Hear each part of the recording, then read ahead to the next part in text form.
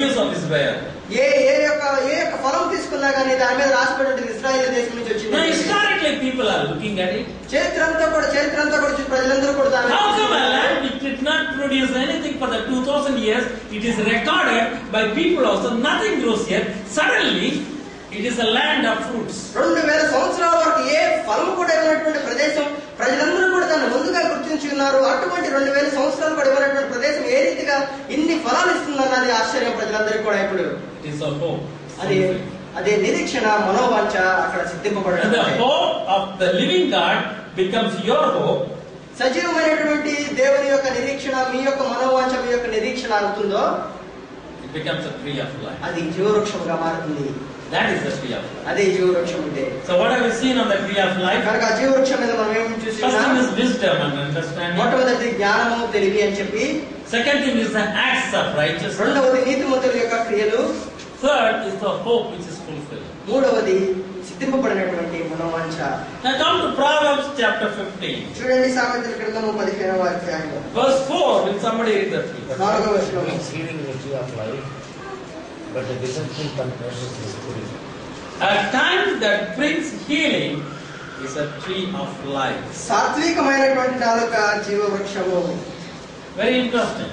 చాలా మంచి మాట ఇది. When you read James chapter 3, మీరు యాకోబు రాసిన పత్రిక 3వ అధ్యాయం చదివినప్పుడు you can read the first 12 verses. మీరు మొదటి 12 వచనాలు చదువుకోవచ్చు. You know what James says in the New Testament? నూతన నిబంధన గ్రంథంలో యాకోబు ఏం చెప్తున్నాడో తెలుసా? You are literally controlled by your tongue. మీ యొక్క నాలుక చేత మీరు జీవింపబడుతూ ఉన్నారని చెప్పి ఉన్నాడు. That's what he's talking about there. అదే ఆ విషయం గురించి ఆయన అక్కడ మాట్లాడాడు. Communication. ఇక్కడ ఒక మనుషునితో మాట్లాడే విధానం. Is the mankind who is given the communication ability. మనిషి జాతి మొత్తానికి కూడా మాట్లాడేటువంటి అవకాశాన్ని దేవుడు ఇచ్చాడు. Animals and birds do. They also have a communication, very, very, very low level communication. జంతువులకు పక్షులు కూడా అవి కూడా మాట్లాడుకుంటారు కానీ చాలా తక్కువగా ఉంటుంది అది. You look at an elephant. మీరు ఒక ఏనుగును చూడండి. A big fellow. చాలా పెద్దగా ఉంటుంది. When two elephants walk into Mysore, everybody is scared. రెండు ఏనుగులు మైసూరులో రోడ్డు మీద నడుస్తూ అందరూ కూడా భయపడిపోయారు. Is the elephant life in the beginning of Genesis and now after so many thousands of years anywhere different? Is the same. ఆది కాండంలో ఉన్నటువంటి ఆ ఏనుగుకు ఇప్పుడు ఉన్నటువంటి ఏనుగుకి ఏదైనా తేడా ఉందా మధ్య? Is the same. రెండు ఒకటే. But the man's life, కానీ మనుషుడి యొక్క జీవితం is different. మారింది.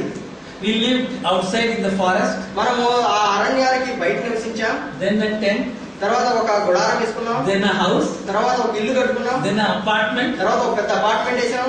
Changes are coming. తర్వాత మార్పులనే వస్తూ ఉన్నాయి. ఇంకా Only mankind does the change. మనుషుడే మారుతూ ఉన్నాడు.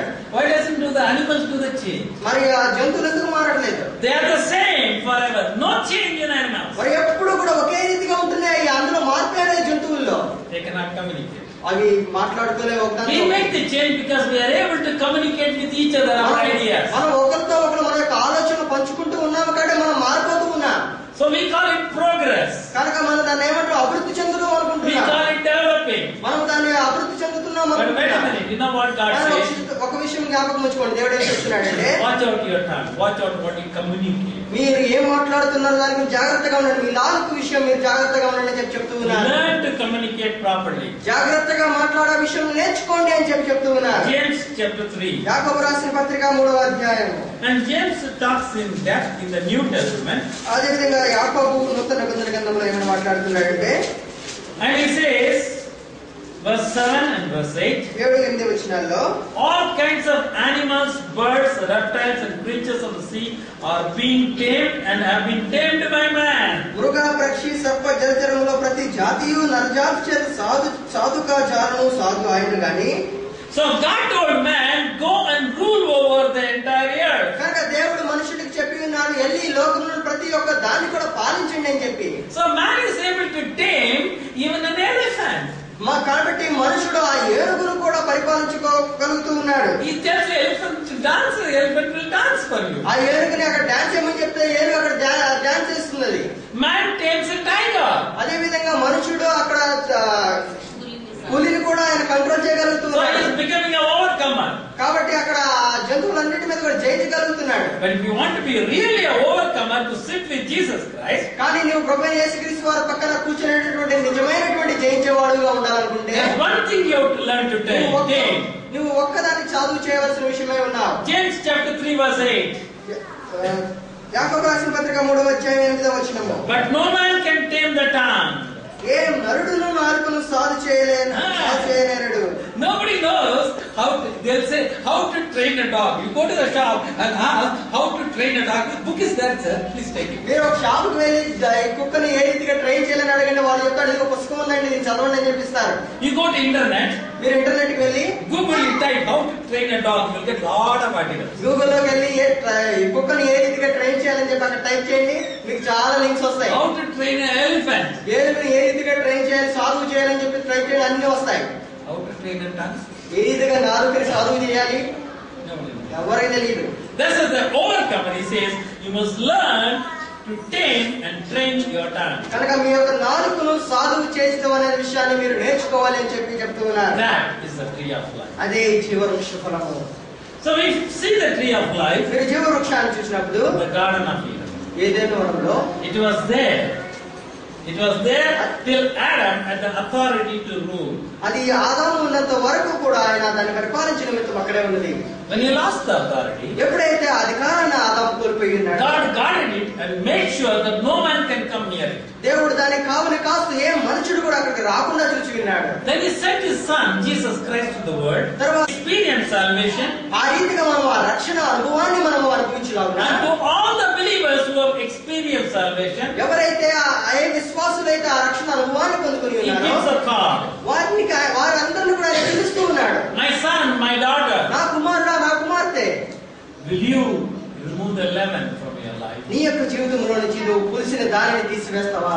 Will you remove the evil of the powers of darkness from your life? నీ యొక్క జీవితంలో నుంచి దుష్టత్వమును సాతాన బంధకాలను తీసివేస్తావా?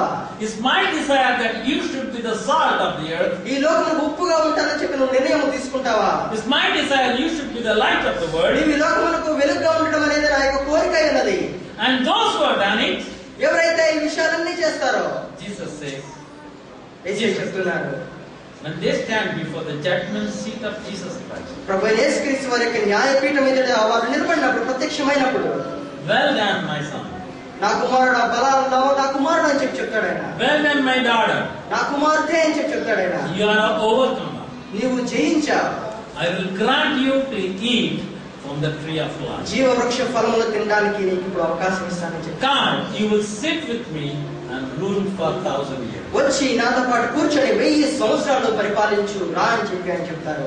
On the day when we all stand before him, మనమందరం కూడా ఒక రోజు ఆయన ఎదుట నిలబడినప్పుడు in the judgment seat of Christ, ఆయన ప్రభువైన యేసుక్రీస్తు వారికి న్యాయపీఠం ఎదుట what will be your judgment? నీ యొక్క తీర్పు, నీ యొక్క న్యాయం ఎత్తిపడుతుంది. Therefore, he set a table in the presence of our enemies, అందుకనే మన శత్రువుల ఎదుట ఆయన మనకు బలను సిద్ధపరిచి ఉన్నాడు. and he said, "You gather around my table."